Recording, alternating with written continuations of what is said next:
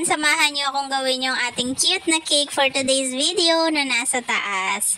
At ang flavor niya, choco moist pa rin. Nilagyan ng chocolate filling. Ayan siya. Tapos, ang size nito is 6 by 5. At ang kanyang cake board is 8 by 8. Ayan. Ayan, na-fillingan na natin siya ng first coating.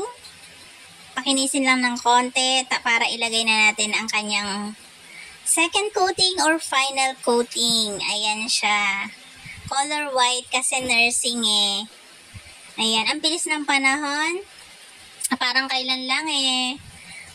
Yung may birthday na to, napakaliit niya lang. Ngayon, 21 na siya. Isa lang ibig sabihin nun. Tumatanda na tayo, guys.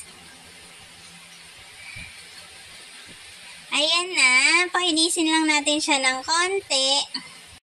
Pakinisin lang natin yung cake bago natin ilagay yung ating mga ginawang fondant topper. Ayan.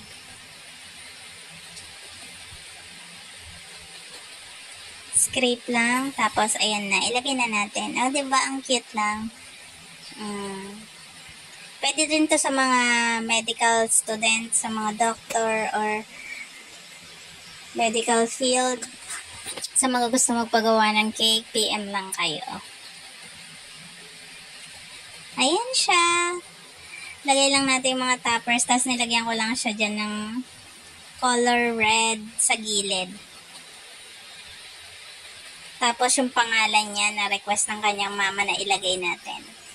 Nicole at 21, love so.